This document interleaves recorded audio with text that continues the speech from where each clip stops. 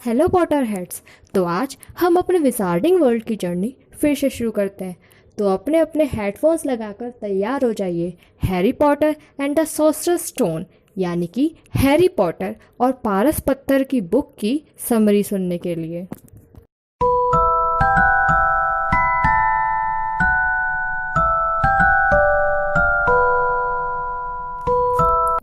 Chapter 2 गायब होने वाला कांच। 10 साल बीत गए थे। डडली अब हट्ठा कट्ठा और मोटा तगड़ा लड़का हो गया था। आज डडली का बर्थडे था। हैरी पॉटर सो रहा था जिसे पेटूनिया आंटी ने चिल्ला चिल्ला कर जगा दिया था और नाश्ते पर नज़र रखने के लिए बोला था। हैरी सीढ़ियों के नीचे की अलमारी में रहता था जहाँ पर उसके साथ मकड़ियाँ भी होती थीं। टेबल डडली के लिए तोहफों से भरी हुई थी। उसमें रेसिंग बाइक भी थी। हालांकि डडली कभी एक्सरसाइज नहीं करता था, लेकिन उसको हैरी को पंच मारने में बहुत मज़ा आता था। हैरी एक दुबला और छोटा लड़का था जो कि डडली की उतरन के कपड़े पहनता था, इसलिए और भी ज़्यादा दुबला लगता था। उसके बाल काले और आंखें हरी थी। वह गोलदार चश्मा लगाता था जिस पर सेलो टेप लगा होता था। उसके माथे पर एक बिजली जैसा निशान था।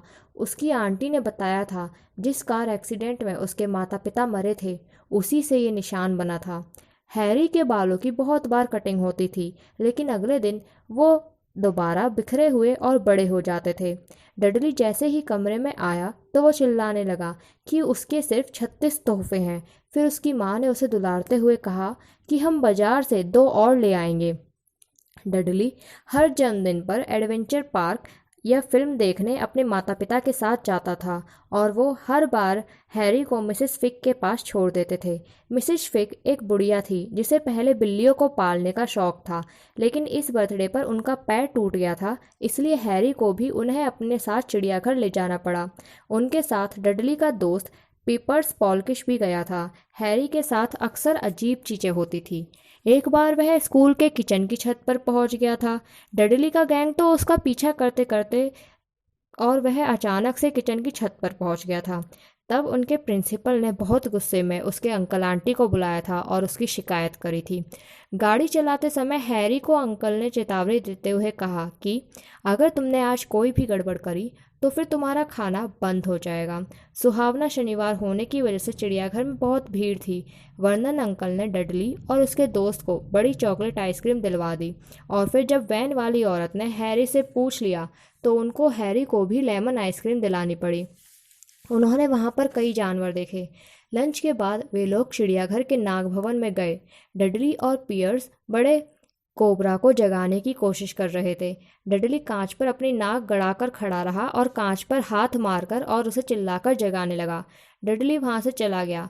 हैरी कांच के सामने आया और सोचने लगा कि सांप को कितनी बोरियत होती होगी, रोज अलग अलग चेहरे देखना। अचानक से सांप ने अपनी आंख खोली और अपना सिर हैरी के सामने लाकर अचानक से हैरी को आंख मारी। हैरी ने आसपास देखा और वो समझा नहीं। फिर उसने सांप से पूछा, क्या क्या तुम मेरी भाषा समझ सकते हो? मैं जानता हूँ कि तुम्हें भी कितनी बोरियत होती होगी। सांप ने तेजी से अपना सिर हिलाया। हैरी बोला, तुम कहाँ से आए हो? सांप ने साइन बोर्ड की तरफ इशारा किया जिस पर लिखा था बोआ कंस्ट्रक्टर, ब्राज़ील। हैरी बोला, क्या क्या वहाँ पर अच्छा लगता था? सांप ने फिर साइन बोर्ड की तरफ इशारा किया। यह सांप चिड़ियाघर में पैदा हुआ था। अचानक से डडली हैरी को धक्का देते हुए सांप को देखने आ गया और अपनी नाक कांच पर गड़ा ली। हैरी दूर जाकर जमीन पर गिर गया और फिर एक पल में ऐसा हुआ कि खुद हैरी को भी नहीं पता था कि यह सब क्या हो रहा था। कांच अचानक से गायब हो गया था और सांप कांच से बाहर आ गया। उसने चिड़ियाघर से निकलते वक्त हैरी को झुककर कहा, शुक्रिया ब्राज़ील, मैं आ रहा हूँ। लोगों की चीखें सुनकर जब अंकल आंटी आए तो डडली कांच के पिंजरे में बंद था। उसे वहां से निकाला गया और वह ठंड से कराह रहा था। घर पहुंचकर अंकल ने हैरी को सीढ़ियों के नीचे की उस ड्रॉर वाले कमरे में बंद कर दिया और खाना ना देने की सजा दी।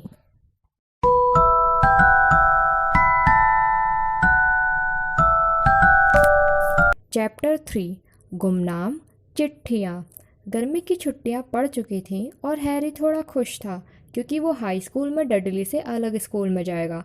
पेटूनिया आंटी डडली को नए स्कूल की यूनिफॉर्म दिलाने लंदन में गई थी और हैरी को मिसेस फिक के यहाँ छोड़ गई थी। अगली सुबह जब हैरी किचन में घुसा तो पेटूनिया आंटी टब में रखे कपड़ों को भूरे रंग में रंग रही थी जिसमें से बदबू आ रही थी। हैरी ने पूछा, यह क्या है?" आंटी ने कहा, "डडली के कपड़ों को भूरे रंग में रंग रही हूँ। ये तुम्हारी स्कूल यूनिफॉर्म बन जाएगी।" तभी हैरी चिट्ठियाँ लेने चला गया। फर्श पर 3 चिट्ठियाँ पड़ी थी। उसमें से एक भूरे लिफाफे में लिखा था, हैरी का नाम। हैरी को ज़िंदगी में किसी ने चिट्ठी नहीं भेजी थी। उसके ना दोस्त थे ना ही रिश्तेदार। उसके बस इकलौते माँ बाप थे जो भी एक कार एक्सीडेंट में मर गए थे। फिर उसने चिट्ठियों पर पढ़ा, मिस्टर हैरी पॉटर, सीढ़ियों के नीचे वाली अलमारी, 4 प्रिवेट ड्राइव, लिटिल विनिंग्स।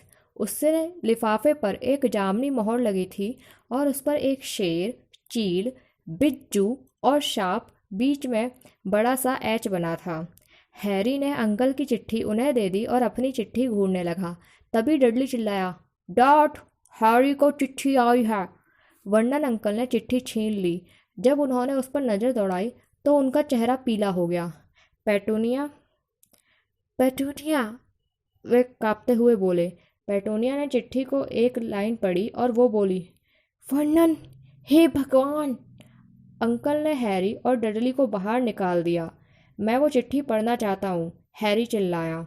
बाहर, अभी बाहर जाओ। वर्नन अंकल ने दोनों को बाहर निकाल दिया और उन्हें हॉल में फेंक दिया। पेटूनिया बोली, वर्नन, उन्हें पता है वह कहाँ सोता है। क्या क्या हम इसका जवाब दें? नहीं, वर्नन अंकल गरजे। वे शाम को पहली बार हैरी से मिलने उसकी अलमारी में गए और बोले, मैंने वो चिट्ठी जला दी है। हैरी चिल्लाया, क्यों? वर्नन अंकल बोले, मैंने और तुम्हारी आंटी ने सोचा है यह अलमारी छोटी हो गई है। अब से तुम ऊपर डडली के दूसरे बेडरूम में रहोगे। अगली सुबह नाश्ते की टेबल पर सब शांत थे। डडली गुस्सा था क्योंकि वह हैरी को अपना दूसरा कमरा नहीं देना चाहता था।